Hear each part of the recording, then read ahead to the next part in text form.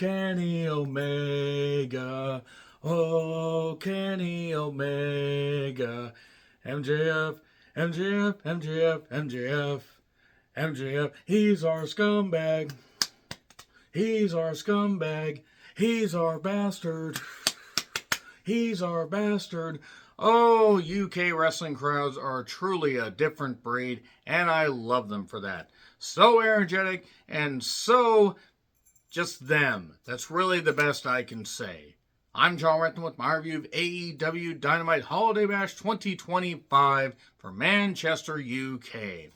Okay, first things first, I actually didn't know if I was going to be reviewing this show or not, because a couple of you may know, most of you probably don't.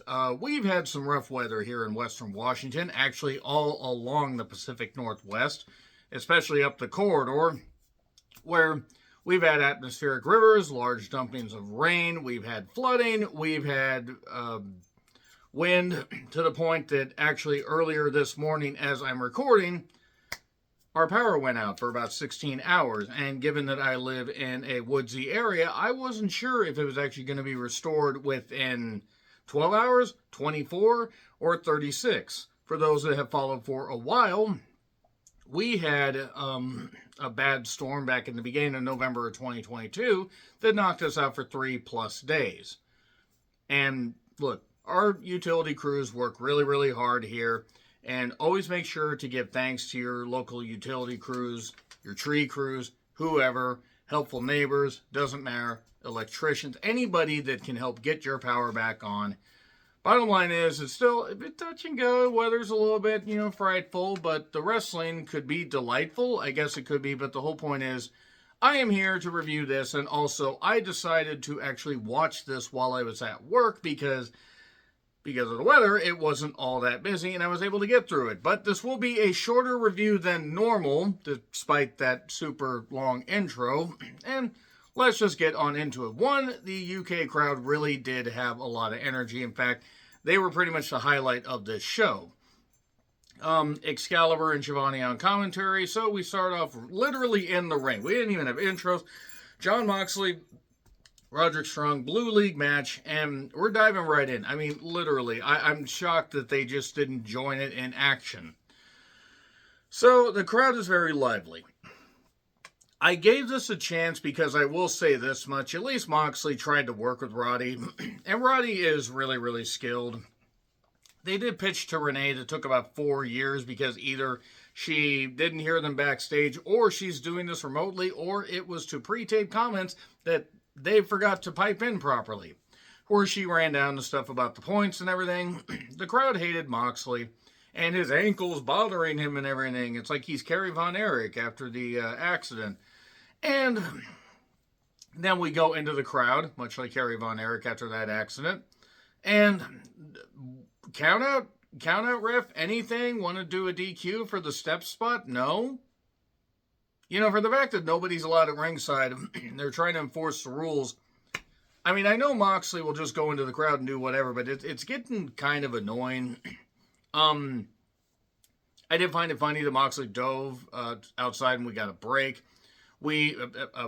Ad break, not an actual break. We got a superplex spot, forearms, rinse, lather, repeat. And we did get the stronghold, the Boston Crab, but eventually 2 DDT variations. 1, 2, 3. So Moxley actually won with the pair of dimes shift and the Death Rider. Because Excalibur has to say it like that. Moxley has won 2 matches, and I believe Roddy has won none. And now we're getting down to the titty gritty where people are going to be playing spoiler. Eddie says, well, he's learned after losing to Joe, but now he's coming for war. He will challenge anybody perhaps on Collision. Collision was taped. Collision's also only an hour long. And because I've got some extra work coming up and I've got a possible movie to go watch I've been looking forward to, and because they're going to be playing it early in the afternoon, I'm probably going to skip Collision this week. If I do end up watching it, it is probably going to be Sunday afternoon, and by then it'll be too late. So if I skip it, oh well. I am aware of one particular spoiler that happened with the women. I'm not going to say what. If you do comment, please make sure to put spoilers ahead. So, Takeshita, Okada, and Chihiro took on the Elite, the Elite, Omega and the Bucks. And it's the $1 million challenge, because apparently we're going with the Team Challenge Series concept. Okay, Callis on commentary. Same as it ever was. Same as it ever was. The crowd loved Kenny Omega. Rick Knox is a terrible referee.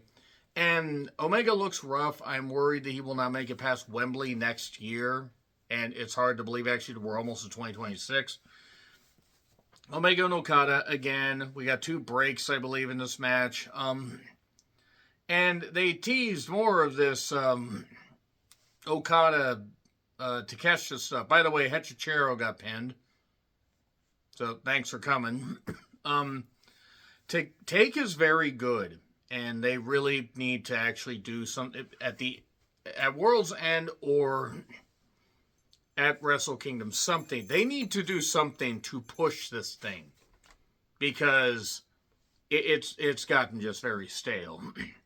So, Omega did get a broom at one point. We got Cleaner chance, Cleaner I got this, if you remember that meme and that tweet. Shivani then brings up Hangman, Swerve, and Joe for a long segment that I'm not going to get into the minutia of, but it served its purpose, but it also went longer, and I think some of these promos need to be shorter. This also felt very WWE. It also felt a little bit WCW with some of its meetings and stuff like that, but it is what it is. Joe is good at this, but the storyline is wonky. That Swerve had mentioned, and Joe fired up about, this stuff, and then Swerve said about him and Hangman, they have mutual respect in a weird way, but that he has no respect for Joe. And he's going to stomp him so hard, it's going to leave a mark uglier than that tattoo that he had on his face in 2007. I could have swore that was 2009. I could be wrong.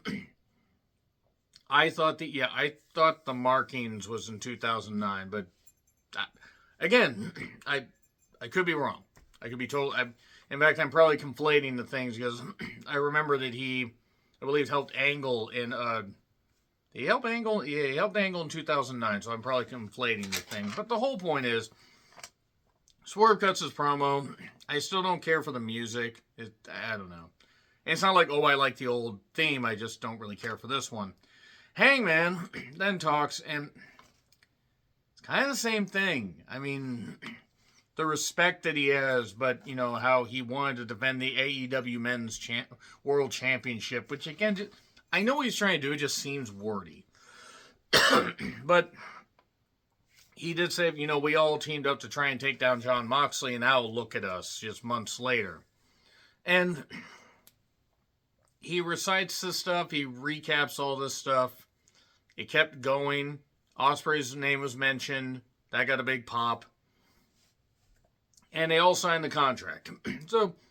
there were parts of Hangman's promo I didn't mind. There were parts of Swerve's promo I didn't mind. There were parts of Joe's promo I didn't mind. I just think they needed to get to the point quicker. Because then lights out, and immediately the MJF chant starts. I mean, because these are the smart, diehard fans, and they were going to do that. And pop, golden shower pyro, and you know what?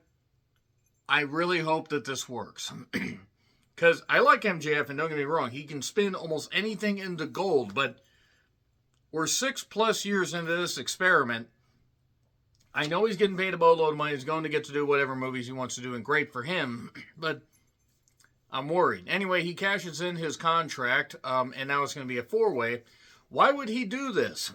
Well, he decided to do that because he wants to hurt Hangman, not by cheating, but by beating him and 2 of his rivals straight up. Basically doing that. He'll obviously do dirty-handed stuff, but it's like, I'm not just going to show up and cash in because I can't, because I personally think they should have kept that, but whatever, maybe 2 Money in the Bank like. And he, mentioned about Hangman, calls him Seabiscuit, knocks Samoa Joe for all the stuff that happened with his, ending his world title reign at World's End 2023. Good Lord, we are almost 2 years to the day that happened. Hard to believe.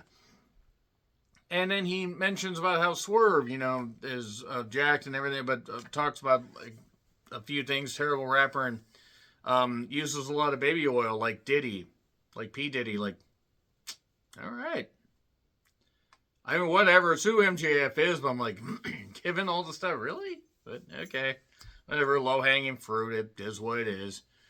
I don't know if that necessarily registered. I mean, it registered sort of with the crowd. I don't know how people reacted online. I was busy. And he did mention Swerve in WWE and how he was dancing or twerking for Top Dollar, who is terrible, by the way. Absolutely terrible. And I'm better than you, and you know it, and MJF better win. MJF better win at World's End. I'm all for Joe having a run, but even Hangman mentioned about the twilight of his career. And I don't know if Joe needs to have the title for all that long. But the thing is, if MJF doesn't, then Joe's got to retain, but who does he beat? He can't... I don't know. They wrote themselves into a corner. Speaking of a corner, they could have put this promo in a corner. It was Jet Speed talking about the Continental Classic and whatever. And so, Tony Storm, Mina Shirakawa, Willow Nightingale, and Harley Cameron took on Mercedes, Athena, Megan Bayne, and Shafir. Layla Gray apparently put out a tweet that, and I guess she tore her ACL. Mercedes stayed behind to help her with her bags and stuff like that and help her out. Look, I'm not knocking whether Mercedes is beneficial backstage or not, but I'm just, quite frankly, sick of seeing her. She drops the TBS title. I'm not saying all will be forgiven. It's just I might be a little less harsh because at this point it's just getting goddamn ridiculous. Just like wearing this hat is getting ridiculous. But this is what I noted, by the way. So Willow and Harley are the tag team champions. Mina and Tony are very good. Bayne, I think, is about as good as she's ever going to get. Athena has been totally wasted in Ring of Honor. Mercedes is who she is, and Shafir fucking sucks. And I don't know why they bothered having a referee, because everybody just did what they did, and eventually everybody just did more of what they did, and then the O-face to Willow, and Willow got pinned. And I'm not saying that Harley should always be the one to stare up at the lights, but really? Really? So anyway, yeah, Mercedes got the win after the O-face. Whatever. Whatever. It is what it is. Fletcher and Pac had a match in the Gold League. He's our bastard chance. Pac has juiced way too much. He really needs to ease off on that because that can't be healthy. That just can't be. I'm not saying he didn't work hard, but that can't be healthy. Kyle worked heel. We had a huge belly-to-belly for a break. This kept going. The crowd didn't like it. I didn't think the match was bad, but I'm kind of sick of all the kick-out stuff. But a brainbuster for 2. Okay. Why? And then we got an Avalanche, reverse Rana, Poison Rana. Stop, please stop with the Poison Ranas. And then Black Arrow, which thankfully Pac didn't take 8 million years to set up. 1, 2, 3. Okay. Bit strange. Weird flex, as the kids say, or used to say. So, maybe that was to please the home country crowd. I don't know. Dynamite Diamond Ring Battle Royals, the main event. Shelton is a beast. Lashley is hurt. I hope he recovers. They did the Brody Bandito thing. Bishop Khan is pretty goddamn good. Bowen should have gotten a singles run of some variety, but they gave up. And the last 2 were Bandito and Ricochet, because whether this is, and according to a friend of mine, and I trust him sincerely, this is the first official Battle Royal they had done, because they'd done Casino Gauntlets and stuff like that. So if this is the first actual Battle Royal type thing they've done all year, good on them. I'm just kind of sick of the multiple person matches, and they didn't have MJF in the Dynamite Diamond Ring thing. Maybe they're just moving him away from that because he still has the ring. Maybe he'll interject himself in that match next week and he'll punch both of them out. Or he'll say, hey, you never beat me for it. Bandito will win. Oh, God. This is what they'll do. Joe will retain by pinning either Hangman or Swerve. MJF will then watch Bandito win, and then Bandito will have to fight MJF for who gets the ring, and then MJF will win it, and we'll be right back to square one. Watch them do that. Watch that happen. I will hate if I'm right.